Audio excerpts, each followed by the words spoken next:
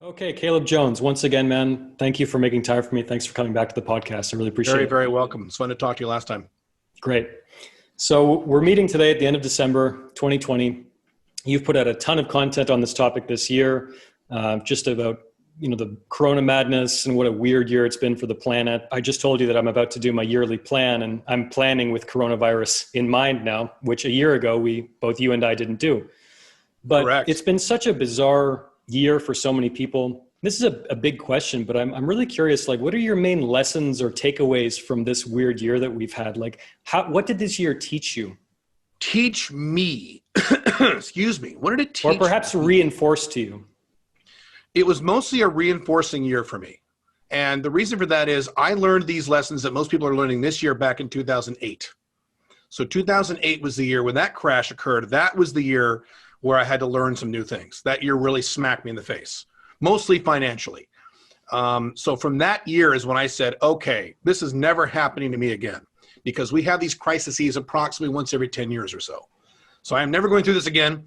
Excuse me. So the next time this happens, I'm going to be prepared. I'm going to be fine. And if I have to bust my ass for several years to make sure this never happens again, I'm going to do that. And that's kind of what I did.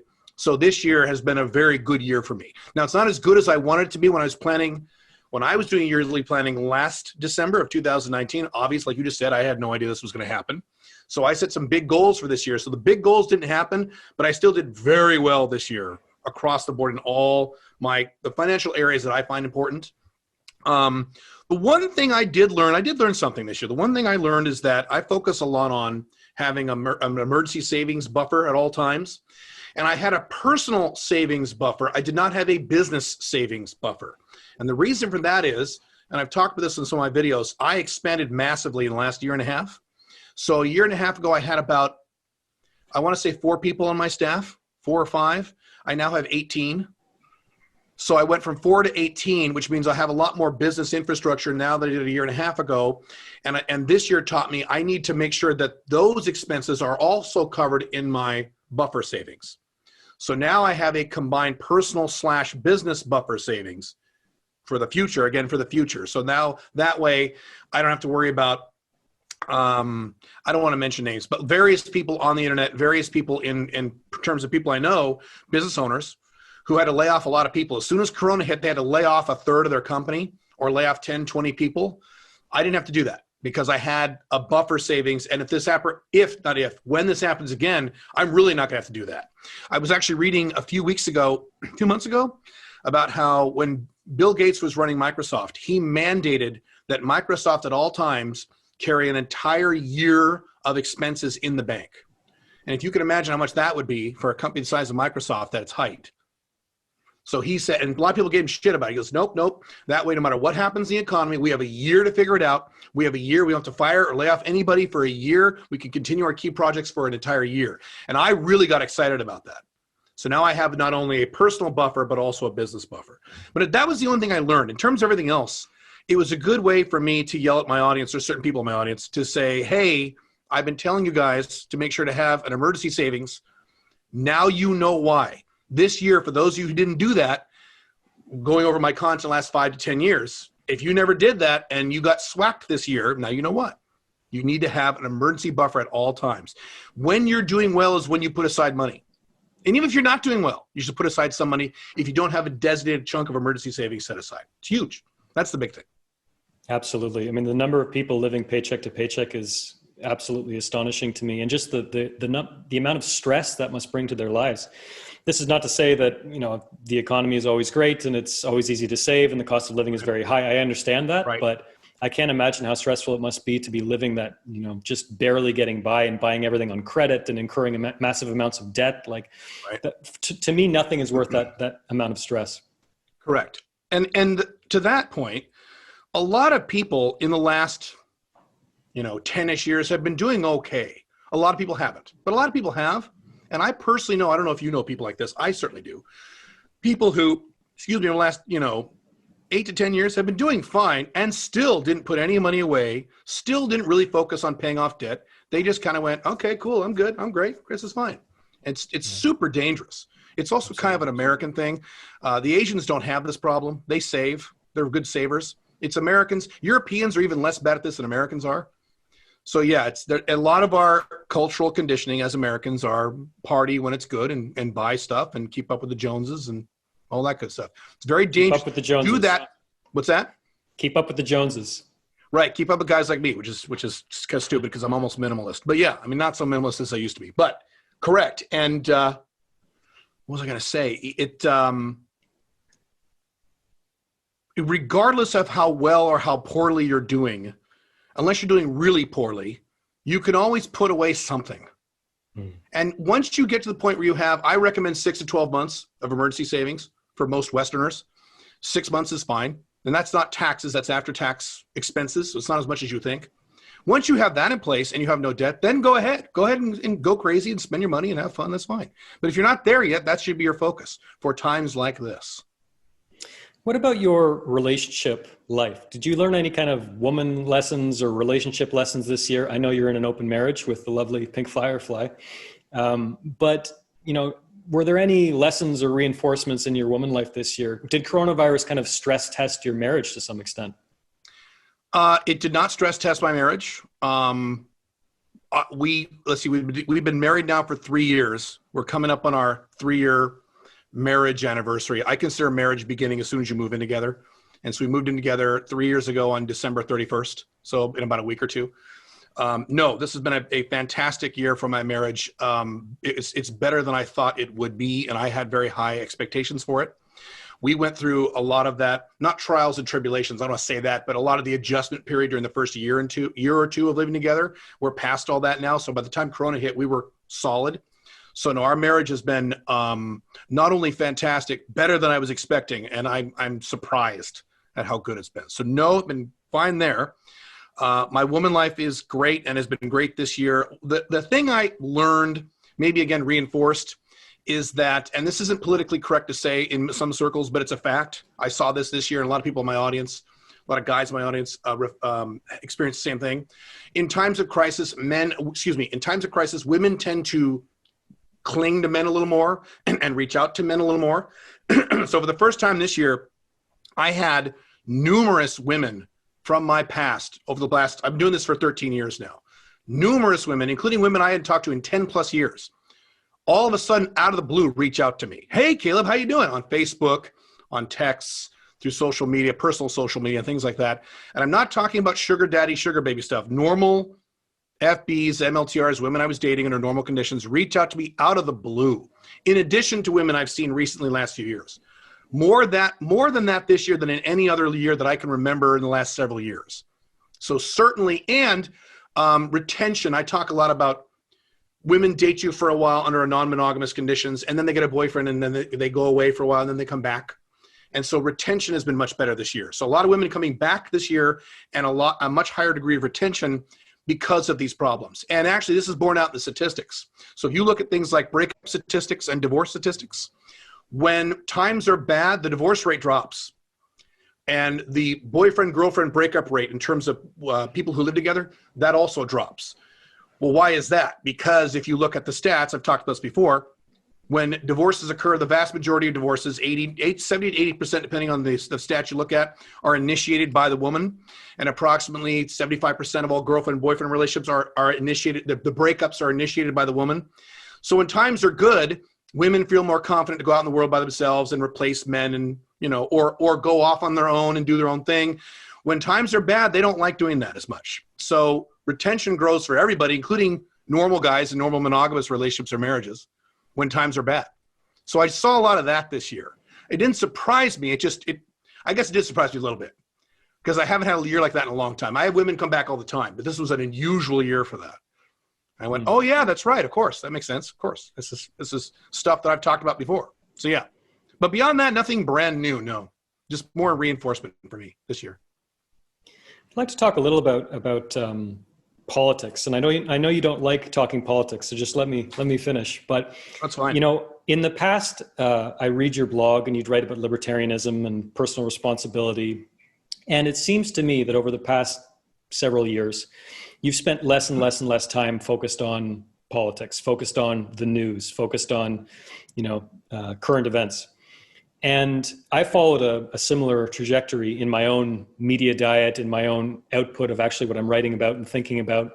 And I found that the less and less I focus on current events, politics, even though I am a political junkie and it's like a spectator sport for me, I do enjoy the specter, particularly of American federal politics. But the less that I focus on that, the better my life is. And the more time I have to devote to pursuits that actually make an impact in my life and that actually benefit me and the people I care about.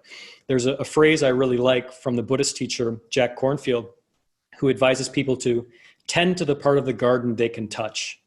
Actually, focus your efforts where it actually can make a difference. Exactly. And I was hoping you could talk a little bit about your evolution in terms of paying attention to politics, paying attention to the news, and where you're at regarding that right now. The amount of time that I personally spend watching political stuff hasn't changed that much because it's never been extreme to begin with. I always keep an eye on it. And the reason primarily I keep an eye on these things is not for political reasons, but for financial reasons. So I'm an investor and I do business internationally all over the world. So unfortunately, I have to pay attention to these things. I have to know who likely the president will be in the United States, what the Congress is doing in the United States, what the politics are, what's going on over in Europe, things like that. Unfortunately, I have to be somewhat aware of these things just because I'm an investor and I own companies all over the world, or I do business all over the world. So that's why. So the amount of time that I've spent personally paying attention to politics hasn't changed. The amount of time, as you mentioned, of me discussing politics has gone way down for two reasons. Reason number one is, again, financial. I can tell you for a fact that when I discuss political topics on like a blog, for example, and I've talked to peripherally other guys who have big blogs, smaller blogs than me, bigger blogs than me, and they've reflected similar results with this. When you talk about politics, you get a lot of engagement. You get a lot of comments, and a lot of people read your stuff, and nobody buys anything. So I run a business. I'm here to make money. I've been very clear about that. So when I talk about business topics, it's the exact opposite. People read the article, no one comments. I get 0 comments, maybe 2 or 3, but a lot of people buy stuff, and I make money. When I talk about relationship or dating topics, it's about halfway between those two extremes. I get some engagement, and some people buy stuff. So I'm a businessman. I'm looking at, well, if I spend all this time and effort responding to political comments and discussing political topics on my blogs, and I'm not making any money, what am I doing here? So that was reason number one. Reason number two is I have found definitively now in the past, certainly over the past 5 to 10 years, particularly with Americans, because the Americans are unfortunately the worst at this, but other Westerners are pretty bad at this too, Canadians, Europeans, etc. You can't change anyone's mind with politics. Absolutely. So you could take, you can't anymore. You could take a hardcore left-wing person or a hardcore Trump supporter. You can show them fact, and they'll say, F you, I don't care, you're a racist or you're a cuck or what have you. And I'm exaggerating, but you're not going to change anyone's mind if you show them facts. Now, this is different than 25 years ago. I was much more politically active in the 90s with libertarian stuff. And you could, 25 years ago, 20 years ago, sit down, particularly with a conservative, and lay out the facts, and the person would go, oh, okay, damn, that kind of makes sense. That's why you had guys like Ross Perot back in the early 90s get 19% of the vote, even though he wasn't a Democrat and he wasn't a Republican. That would never happen today. No one is interested in the facts. They're interested in being angry and the feels. And so again, why am I spending time discussing these topics? Libertarianism, small government, which in my opinion is the least bad political philosophy. Minarchist libertarianism, in my opinion, everyone has different opinions, is the least bad political philosophy in terms of the typical modern, typical average guy. Why would I spend my time doing this if no one or virtually no one is going to change their mind? We're wasting, on top of the fact that I'm not making any money. So now I'm wasting my time and I'm wasting other people's time. People mostly want to reinforce their beliefs, not get the facts and make decisions based on what's happening in the real world, unfortunately. And it's getting worse, not getting better. So there you go. That's why. So it's not really a difference in me in terms of consuming political content. There is a big difference in me discussing political content for those two reasons. And by the way, really quick, there's a percentage of my audience that doesn't like that. They're like, but I want to talk about politics. I like arguing about this. I like watching people argue about politics on your blogs, Caleb. Yeah, it's entertaining. It is very entertaining. The entire 2016 election with Trump was extremely entertaining. Didn't fix anything. as I said it wouldn't, but it's fun. But again, I have to make a judgment call where I spend my time. Absolutely. It always just blows my mind, So I have extremely limited social media time. I really limit my time on social media. If I go into Facebook, I don't have Facebook on my phone. If I go into my desktop and bring up Facebook for whatever reason, there's a Chrome extension that blocks my news feed. I just don't engage at all. And I'm watching these people. Occasionally I'll get curious. I'll go into someone's page and I'll watch these people engaging in these, dozens of comments long political back and forth. Constantly. And I'm thinking the time that these people are investing in this, and to what end? What is this actually accomplishing? What else could you be doing with this time? It's fun. Is it fun? I guess. It's not in my opinion, but you and I are the exception. I think it was Joe Rogan. Someone recently on the internet, someone big, I forget who this was, made that observation. It's fun to be angry about things. And with most personalities, that's kind of true. And I go back to my standard line is, and I teach Alpha Male 2.0, so I have very specific parameters about this. If you are making at least $75,000 a year with location independent income before taxes, and you are having sex as a man, you're having sex with at least 2 women who you find attractive on a regular basis with little drama. If you've got those 2 things in place, and let's throw a third one in there, you're reasonably healthy, you're physically healthy, certainly if you're over the age 35, you're healthy, then go ahead. Waste all the time you want bitching about politics and bitching about things that are literally never going to change. That's fine. The problem with what you're describing, in my opinion, is the vast majority of those people you're seeing, and I see the same people too, the vast majority of those people don't have either one of those things in place. So instead of focusing on building these lifestyle structures, which is what they should be doing, they're focused on bitching about politics, which isn't going to help them at all other than make them more angry. And you could argue less able emotionally to take the action on these things to get these things done, which is really bad. Yeah. Yeah. And it amazes me the extent to which people are threatened by contrary opinions, or they have all these really strong reactions to contrary opinions. For example, you know that I'm a big fan of yours. I absorb a lot of your content. I've read your books. Right now I'm in a monogamous relationship. I am in no way threatened by what you say about monogamy not working or this or that, and I've been in different relationship configurations over the years, but that's what I'm doing right now. Does that mean that I have to write off all of your business advice, all of your lifestyle advice? Absolutely not. All these people, anyway, I don't mean to get into ranting territory here, but it always blows me away. I agree with everything you're saying. I agree with you. Yeah, it just blows me away the extent to which people, have to throw out the entire person rather than just absorbing what works for them, like take the best and leave the rest kind of thing. And if someone disagrees with me, I don't care. Like, what's the point of arguing and fighting and wasting my time? Absolutely. Exactly. I'm a libertarian, which means I wouldn't be able to have any friends or work with anyone or date literally anyone if I had that view. Yeah, you're dealing with around 0.5% of the population? Universe. Right. It's 2%, 1% at best. I mean, it used to be 3 or 4% pre-Trump. Now it's probably less than 1%. I would have to be a hermit if I followed the viewpoint of, you have to agree with my political views or else F you. It's not possible. Yeah, I mean, it's so not only is it a stupid thing emotionally, logistically, it doesn't make any sense. And there are guys now, guys who I respect, guys who I think are very intelligent on the right side, on the Trump side, watching some of the YouTube videos about, you know what, that's it, guys. We need to stop doing all business with anyone who votes for a Democrat. These people are destroying our country. We need to be insular and, okay. I mean, I've solved that problem a long time ago. I'm moving out of the United States in about a month and a half. But even if I wasn't, I still wouldn't have that view. I mean, it's not a logistically workable view in terms of the long-term aspects of your life. It's not. Yeah. It might feel good emotionally, but it's not going to work. Absolutely. Well, branching off what you just said, I've been aware that you're leaving the country, you're moving abroad, you'll be an American expat soon.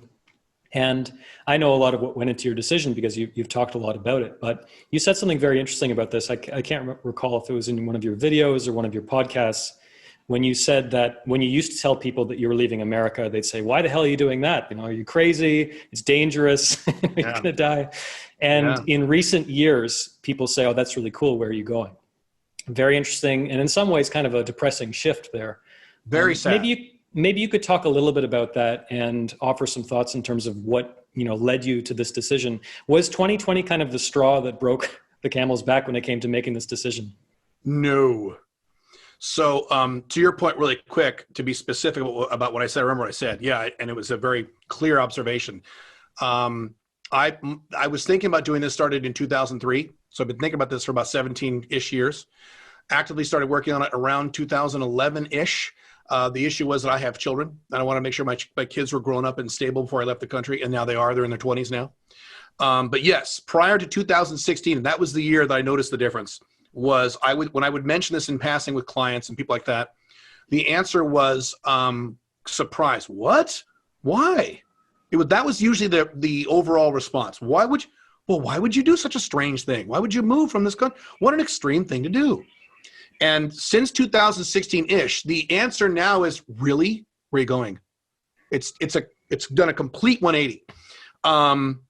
In terms of my decisions on doing this, so I just did a video about this a little while ago, but I'll summarize. So 2003, I saw the writing on the wall. I was married to my first wife 1 billion years ago, and that's where I started making plans. And I was literally saying, I think in about 20 years, this isn't going to be a great place to live. And now kind of here we are. And then I made specific plans starting in 2011. And the objective was to move out by 2025. That was the plan I had for many, many, many years. Then around 2018, I think that was it. A number of things occurred. One of the things that occurred was Trump's Muslim travel ban, where he signed a piece of paper banning travel from like 9 different countries. And I don't know if you remember this, but for several weeks, he instantly paralyzed all the airports in the United States. There were thousands of people mobbing the airports. The airports were snarled because, as typical, as usual, the government didn't think this through. And they went, okay, I guess, okay, we'll let you in and we'll let you in, but not you. And I went, my God, if one dumbass can sign a piece of paper and limit my ability to legally travel, because they were blocking legal residents, people who had lived here 10 years, who were not citizens but were legal residents. Matter of fact, my girlfriend before Pink Firefly, before my wife, was a non-citizen legal resident in the United States. And we went to Canada one time. We came back over the border, crossing into Canada, no problem. Coming back, I got right through. They stopped her and they pulled her into an office and they interrogated her. She's this little Asian girl. They interrogated her for about a half an hour and she was terrified. They almost didn't let her back in the country. A legal resident. And that was the straw broke the camel's back in terms of the 2025 timeframe. So I said, okay, I am not waiting to 2025. If it's getting that bad that fast, it's going to get a lot worse it's going to get much worse faster than I think. So I changed that to 2021, which is in a few days. So February 8th of 2021 is when I leave. And I'm super excited. It's like being I was just talking to someone about this the other day. It's like the feeling I have is similar to being a senior in high school, and it's less than a month before the end of the school year, and you're sitting there looking at that clock, waiting for 3 o'clock every day to get out of school because I wanted to leave school so bad because I wanted to get a job and make money. And I remember being so antsy and so excited. That's the feeling I have right now. I got about 45 days. Interesting. Yeah, I've been an expat for most of my adult life, actually. I'll be really curious over the next few years to hear about whether or not you have the same experience. Counterintuitively, actually, the longer I stay away, I'm Canadian, so the longer I stay away from Canada, the more appreciative I am of certain elements of Canadian culture. Now, obviously, this is to be expected to some extent, and I enjoy my time in Canada so much more when I do go back.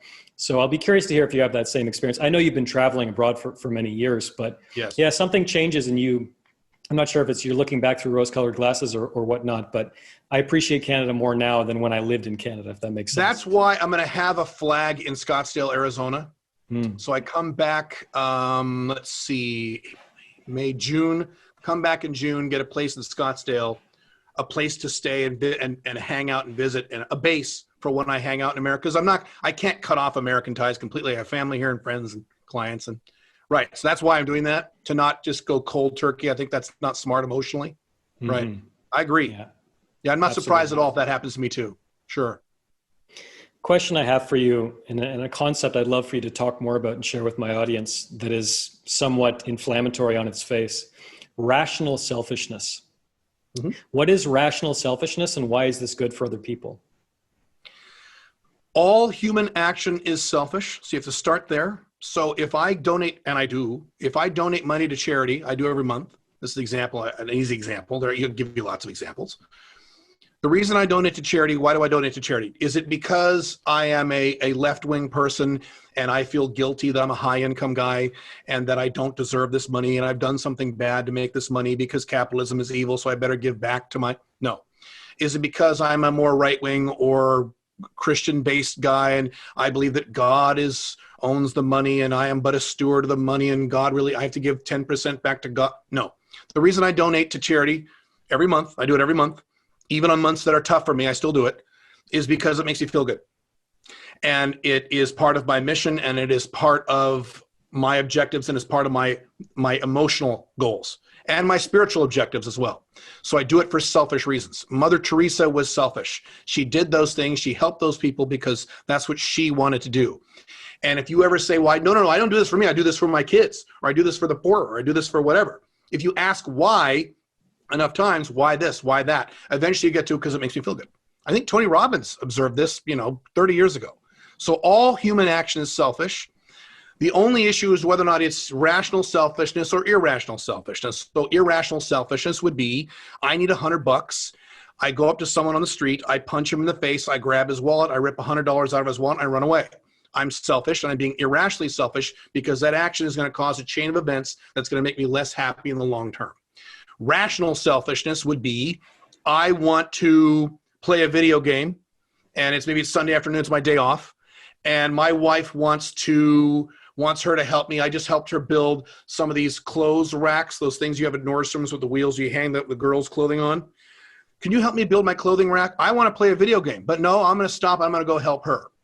I'm doing that because I'm being selfish. I want a very high quality, low drama, wonderful, non-monogamous, long-term marriage. Ideally, the rest of my life, I can do it with my wife. So in order to accomplish that objective, I'm going to be selfish by helping her. So in both cases, I'm being selfish, but in one case, I'm being rationally selfish. In that case, I'm being irrationally selfish. So it's not whether or not action is selfish. It's whether or not you're being rational or irrational. And my definition for those things is, if I take rational action, either nothing bad happens or my life improves. My happiness improves long-term. If I take irrational action or wrong action, because they talk about right and wrong action, that means that right now I might get what I want, but later I'm going to feel less happy. I can't have that. Right. That's it. Right.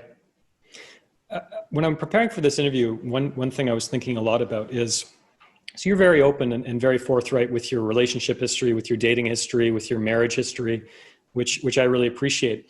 And one thing I was wondering about, and I realize this is probably a big question, but I'm curious about the ways you are in your relationship now, in your marriage now, differently than you were in your first marriage, aside from the aspect of monogamy versus non-monogamy. How do you show up in your marriage differently now compared to your previous marriage? Like, yeah, what kind of a husband are you now compared to the husband you were before? Radically different. I'm the same guy, but in terms of husbandry skills, that's an animal thing, right? Animal husbandry. In terms of being a husband, radically different. So when I was a husband the first time, I got married when I was 25 years old, which is one of the dumbest things a man can do. I was a kid. I was younger than my son is now, which makes me shudder. I was married and I had 2 kids pretty quickly. So I had a family of 4 by the time I was in my mid to late 20s.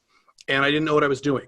I was a beta male. I was not super experienced with women. I wasn't inexperienced, but I wasn't experienced. I had never lived with a woman before. I had never read any books on how to manage relationships. I tried to, toward the end of the marriage, I got some marriage books, but it was way too late. So I didn't understand the dynamics of when you live full time with a woman, when you're in a romantic relationship with a woman, the ways in which men and women are radically different from each other in terms of communicating how they feel and what they want, and the ways in which you manage conflict and drama both in a normal relationship and a live-in relationship. I didn't have any of those skill sets. And I just operated based on how most men operate. I just did a video about how men use logic when they have an argument with a woman they're dating. They use logic and numbers and facts, and it just pisses women off when they're upset. That doesn't work. And I did that all the time in my marriage, and it just made my wife at the time furious. And my marriage got worse and worse and worse and worse. Today, I am much more conscious and I am much more strategic. Instead of focusing on being right all the time and focusing on winning the argument, I am focused on I'd call it winning the war instead of winning the battle. So I have a book called The Ultimate Open Marriage Manual, and I talk about this a lot, but it's the difference between winning the battle, which is the argument or discussion you're having right now, and winning the war, meaning I have a long-term, low-drama, happy, non-monogamous marriage to my wife, who is the most wonderful woman I've ever met.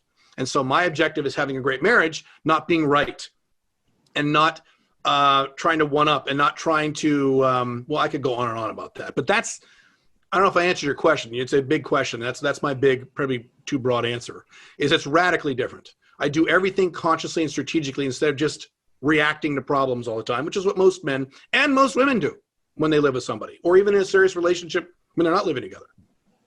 It's night and day. There's almost no comparison between the two marriages. Maybe you can help me understand this better than just getting a little more specific. So you talk a lot about outcome independence, which is an idea I really like, and I've really tried to internalize to a significant extent.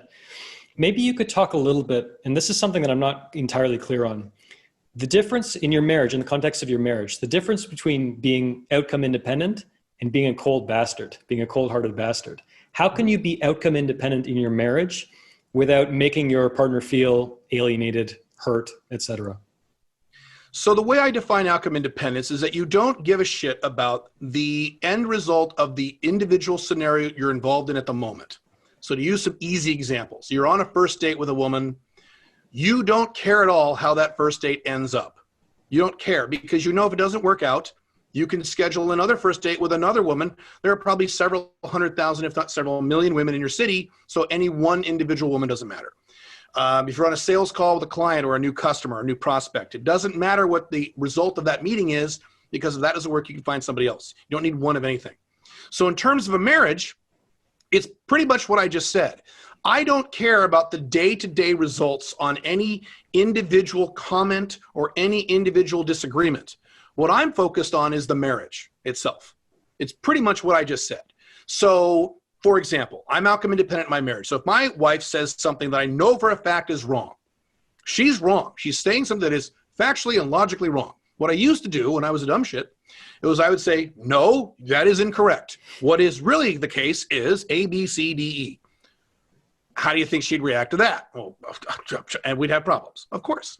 Today I go, okay. It's a radical difference. And men, it's very hard for men to do this. Men have egos. We have fragile, touchy little baby egos. So it's very hard for a man to have his wife or girlfriend say something wrong and go, okay.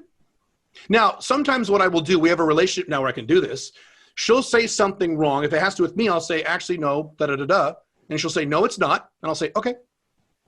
And years ago, I told her, you know how sometimes I just go, okay, that means, you know, you're wrong, but I'm not going to argue about it. It's no big deal. I don't care. And I love you, and it doesn't matter. And so she knows what that means when I say okay, but it still happens all the time. She'll say something, and I'll say, well, actually, no. And she'll say, no, but no. I'll say, okay. And now there's no argument, no drama. I don't care. I'm outcome independent. I don't care. I don't have to be right. So that's the best way I can say it in terms of a marriage or a serious relationship.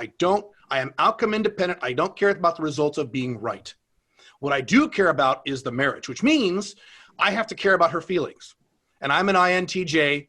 I have a very robotic, low empathy personality. Matter of fact, I have to work on my empathy a little bit because I'm married now. And so I have to make sure that her feelings are a priority. Moreover, because my wife is the diametric opposite in terms of personality type on this stuff, she is not only very feminine and emotional, she is hyper feminine. She looks like a caricature of what a woman looks like. I mean, I've had pictures and videos of her before. So she's very feminine. So I have to acknowledge that. I have to acknowledge that she has needs, emotional needs that I don't have. And so because I care about the big picture, not the little picture, that's how I can be outcome independent and still care about the big picture. Because outcome independent doesn't mean I don't care about my big goals. I care a lot about my big goals, but I don't care about all the details leading up to my big goals. Right. I love the example sorry, go on. Well, the example I use, because sometimes that doesn't make sense to people. One of my mentors, Dan Kennedy, real fast, he said, when I get on a plane from Los Angeles to New York, my goal is to get to New York. I am positive and outcome dependent on that goal. I want to get to New York, and I'm 100% sure I'll get there. I'm confident about the goal. But I am outcome independent about everything else. The plane's going to be 3 hours late. I'm going to sit next to two big fat guys and I'll be crushed in the seat. The food, if I eat it, it's going to poison me and I'll throw up. The plane's going to be really hot and I'll be sweating. It's going to be terrible, but I'll get there. So I'm outcome independent about all the details leading up to the objective, but I still want the objective, if that makes sense. That's the best way I can describe it. Yeah, that's the example I was actually going to cite. You'll use that example a lot. I really like that. Yeah, perfect. Dan Kennedy, highly recommended. And so I look at my marriage the same way. I look at my businesses the same way. So we've had a lot of I look at my 5 Flags International plans the same way. I've had a lot of hiccups this year in 2020 because of coronavirus, because my international 5 Flag stuff, lots of little problems. And I go, okay, I don't care. We'll be 6 months late on this. We'll be a year late on that. I'm going to hit the objective. I'll be a little late. That's fine.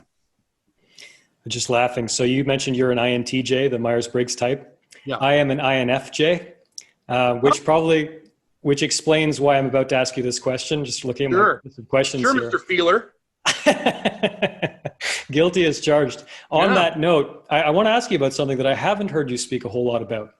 My feeling is that so many men and women, but I'm more focused on men in this particular regard, so many men experience love, if we can use that word, as a form of neediness.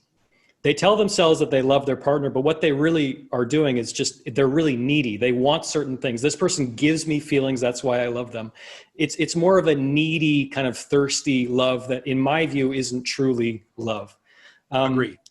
What does the word love mean to you? And I guess I'm curious about how your idea of love and loving has changed over the years. And you can compare your marriages if you want. But yeah, what does that word mean to you now? Very complicated. I will summarize as best I can. Love, to me, among other things, means that it's the opposite of what you just said. I don't need this person, but I choose to be with this person. So in my scenario, that is literal. And it's going to sound like I'm bragging, but these are the facts. And I've written about this before over the past 13 years. There's lots of documentation of things I've experienced the last 13 years about this. Prior to her, for many years, when I was hardcore Black Dragon pickup artist type guy several years ago, I would average 2 marriage proposals per year from different women over a period of about at least 5 years. These are women ranging from 18-year-old girls to women who are about 30, 31 years old. And I turned them all down. If my objective was just to move in with someone and marry someone, I had my pick. It was a pretty easy thing to do. I could have done it many, many times, many years ago. I purposely waited. And so I am still in that condition where even when I was dating Pink Firefly, I still had this in my head. I would like to settle down someday, but I am in no rush. I could wait till well into my 50s, even well into my 60s before that happens. I'm in no rush because I don't need it. Moreover, on top of that, I never need to live with anybody. I would be perfectly happy never living with a woman for the rest of my life. Now, ideally, I would like to. This was my conversation before I moved in with somebody. So I'd like to, but I don't need to. And I love Pink Firefly more than I've ever loved a woman in my entire life. It's almost on a spiritual level. Not almost, it is. But I don't need her. It's not something I need. And I've mentioned before, if there was a serious problem in our marriage, I love her more than life itself. She's wonderful. She's fantastic. She's a dream come true. And if we had regular drama in our marriage, she would be out of my house within 48 hours. I wouldn't like it, but I would do it because I don't need her. She's in my life because she makes me happier, but I don't need her. So to me, love means you are with that person because you choose to be with that person, not because you need that person, or in many cases, in terms of marriage, you feel like you must be with that person. Like women who stay with guys because of the money. Well, I have 3 kids and I got to pay for them, so I got to stay with this dumbass. Or men who stay married, or women who stay married for religious reasons. I need to stay married. Or what would my mom say if I got divorced? That's all need. And those are just variations of need. I don't know if I answered your question. I've been loved 4 times in my life. This is the 4th time. And all 4 times are very different. And all 4 times were experienced on different levels. But with the exception of the first time, which when I was married in 25, the other 3 times I did not need the woman. It was not a need. It was something I felt not needed. So to me, that's the primary difference. There are other differences. We can do a whole thing on love if you want. But that's the big difference. It's literally the opposite of what you just said. And by the way, what you just said is the norm for men. Women are actually much better at that than men. Yes. But that's the norm for men, including very experienced, very high income, or very confident alpha males, guys who look great, including them. Matter of fact, I've talked about how alpha males often get one-itis. They get hit harder by one-itis than the typical beta guy, because the beta male lives in a near constant state of one-itis. He's used to it. The big tough alpha male guy, when he gets hit by one-itis, it's new and different. He's not used to it, and it really smacks him. So that's the norm, is men needing this woman. That's one-itis. One-itis is, I've said it before, it is the greatest threat to the modern man more than anything else in your life. Debt would be number 2, but one-itis is number 1, because one-itis is the only major problem that is common that affects all the areas of your life. It screws up your financial life, it screws up your physical life, it screws up your relationship life, it screws up all these things. Most problems screw up 1 or 2 of these things, not everything. But yeah. Absolutely, yeah. And I love to draw this distinction between wanting, desire, and neediness. And as long as we're on on this track of being politically incorrect, I think I need you often feels better to a man hearing that. Now, obviously, there's limits of that. You don't want the woman hearing that from a woman. You mean hearing that from a woman? Yes. Sure.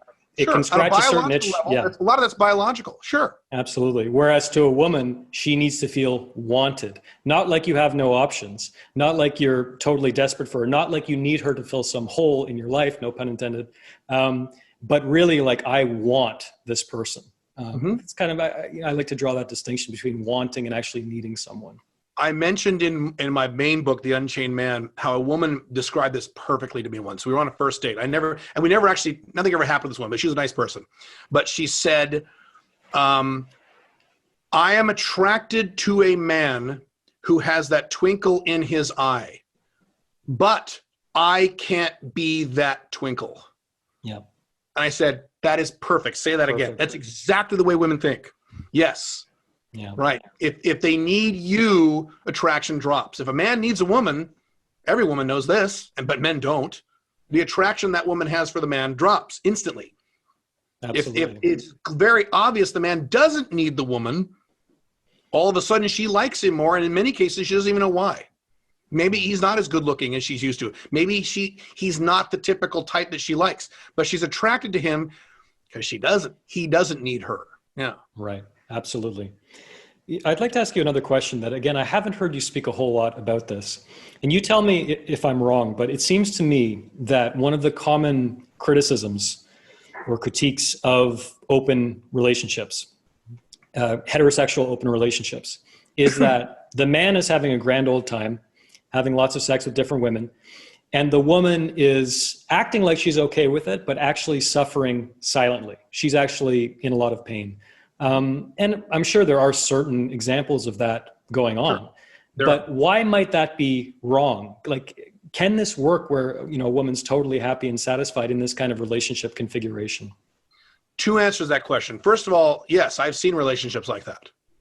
And you don't want a long-term relationship with a woman who is not happy with the relationship parameters, who is that unhappy. I'll clarify that in a second, because that's the second part of the answer. So if I was with my wife, would I know if she was quietly miserable inside? Yes, she's my wife. It would be very obvious to me. If that were the case, this wouldn't work. We would have to end the relationship probably immediately.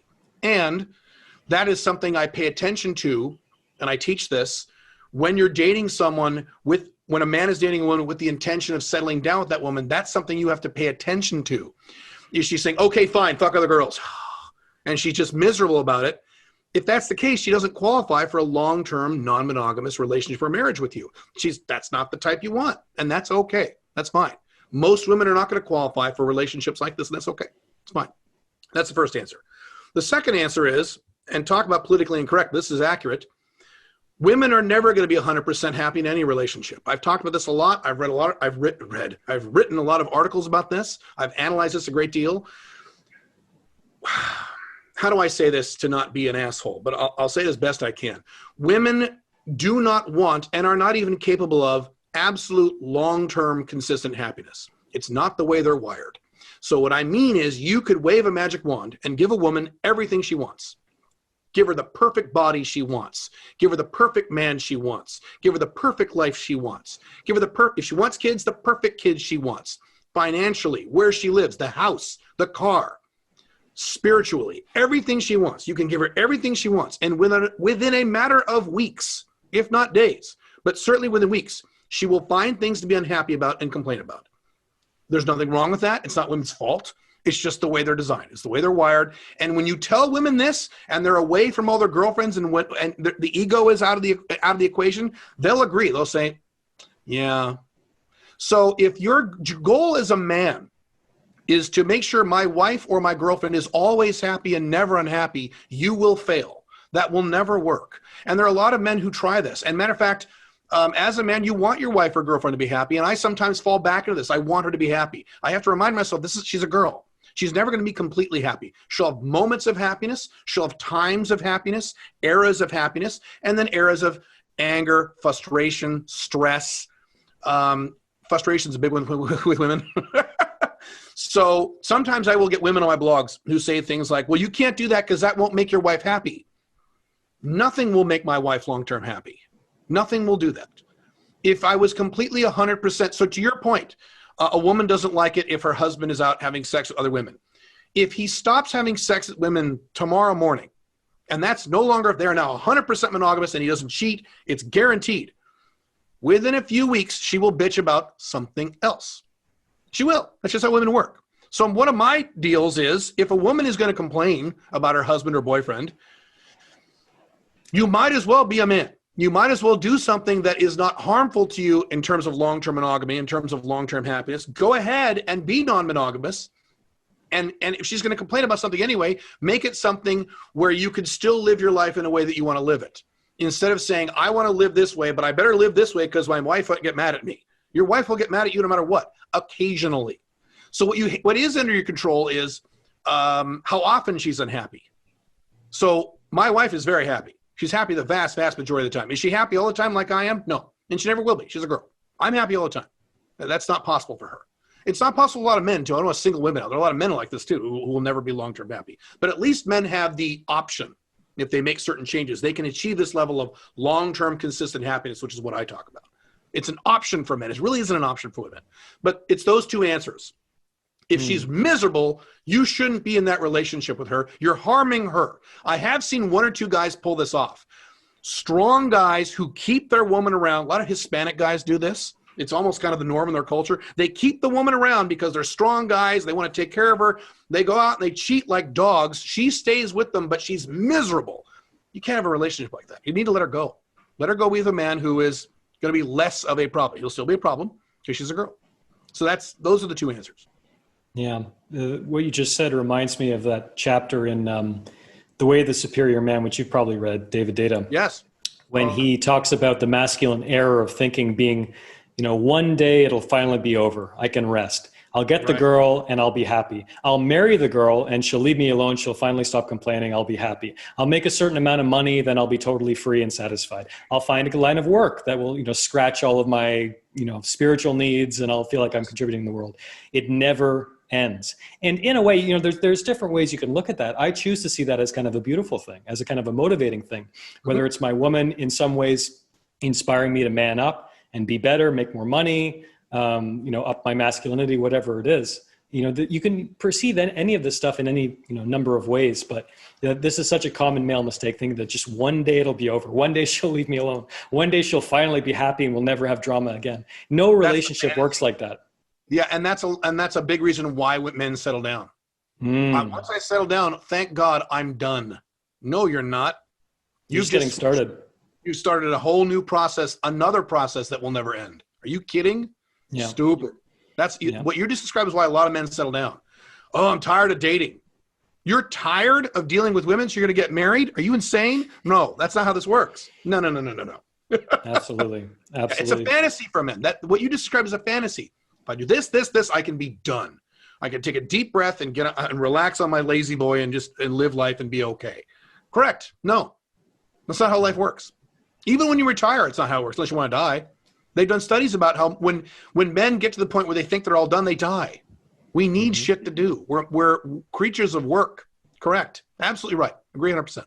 Yeah, absolutely. The whole retirement discussion. I mean, I'm pretty young. I'm only 33. So maybe you think about this more later in life, but the idea of retiring and just doing nothing all day, it has no appeal to me. I want to do meaningful work up until like the last possible moment. Maybe I'll feel differently in 40, 50 years, but I hope I'll have something keeping me going even at that stage of life. I will never retire. I'll back off. I Hmm. certainly will back off. I will never retire because I love working. Working is one of my Absolutely. greatest joys. I love working. Now, you and I are lucky. Lucky is not really a good word for it. You and I were smart enough to get involved in our own businesses and live our own lives. So you and I probably have a very different opinion about work than the guy who delivers pizzas. But even that guy can start his own business and start doing the work he likes eventually. So yes, correct. I will never retire. I'll back up. I will never retire. That's not only a bad idea to me, it's a horrific idea. To have nothing to do, Jesus God. And even if you put a gun to my head and made me retire, I would go work on other things. I'd write novels or something. I'd still involve myself in work. Yeah, absolutely. Yeah. We talked about that in our first discussion. It was really Yeah, that's right. helpful. We did. That's right. Yeah. A couple of quick questions before I let you go, Caleb. And once again, just to really appreciate you making the time, and I always really enjoy connecting with you. What are you most excited about heading into the new year? Moving out of the country, number one. Number two, I have 3 companies. I'm revamping. I'm slowly shutting down one of them. I'm revamping a second one, and I'm expanding the third one. Although the third one's pretty much already expanded. The Alpha Male 2.0 company is pretty much already expanded. That's just going to be on autopilot. I'm starting a new venture next year where I'm revamping my marketing company. A, because of COVID, and B, because I'm going to be out of the country and my tax structures will be in a place where I can do certain things I wasn't able to do before easily. That's really exciting. Moving out of the country is really exciting. I've made some breakthroughs in terms of my physical health this year, mostly mentally. So I'm excited to keep working on those. December is a very hard month to lose weight. I've almost given up for this December. God, it's hard, especially when your wife's birthday is in December. So it's a triple whammy of Thanksgiving, then wife birthday, then Christmas, then New Year. Oh God. Anyway, so my favorite day of the year is January 2nd.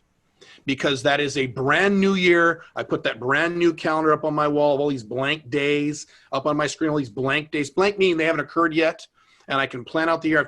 We were just talking about this offline, planning out that year and getting stuff done in that year. I'm super, super excited for a number of reasons.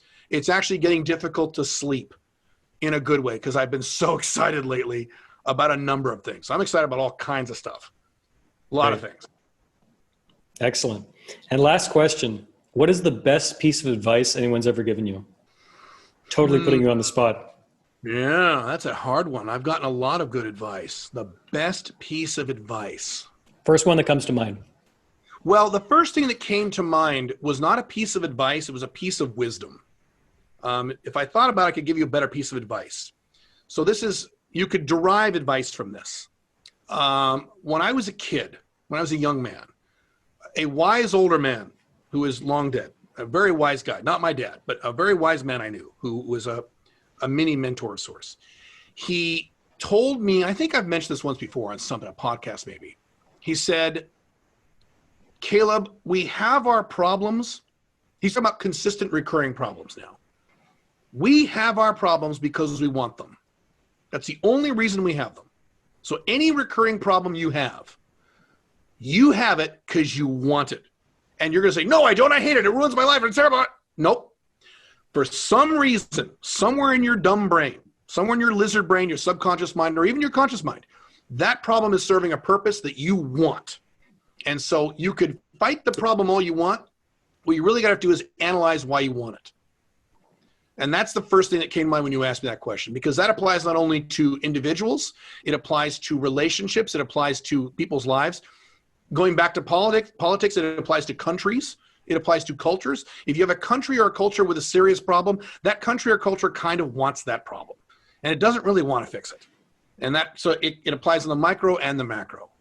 That's the first thing that came to mind when you asked that question. I was racking my brain there.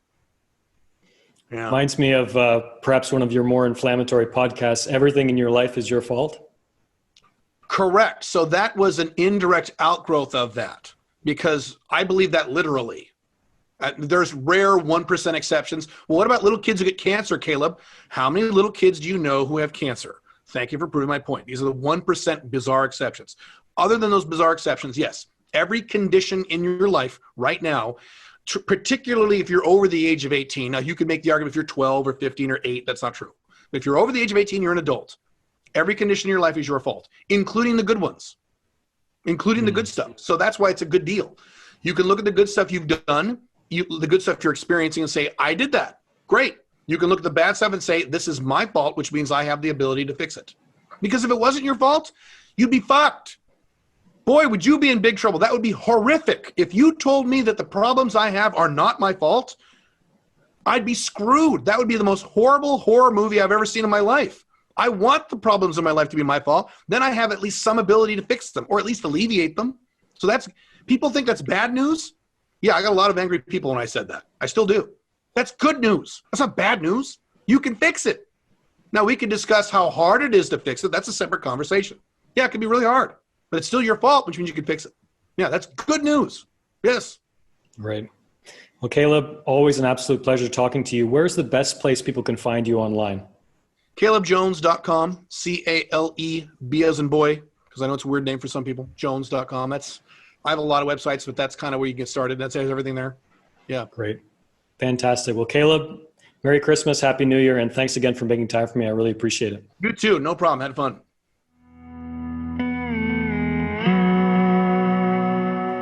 I hope you enjoyed today's episode of Humans in Love. If you'd like to learn more about my guests, my work, or you'd like to listen to back episodes of the podcast, please visit humansinlove.com. If you haven't already, be sure to subscribe to Humans in Love using your podcast app of choice. If you're a fan of Humans in Love, and you'd like to help keep the show going and help me spread the word, please take 30 seconds out of your day to leave a rating and review on Apple Podcasts or your podcast app of choice. Before I let you go, remember that life is short, so let's make it count. And thank you, as always, for your listenership and support. I'll talk to you again very soon.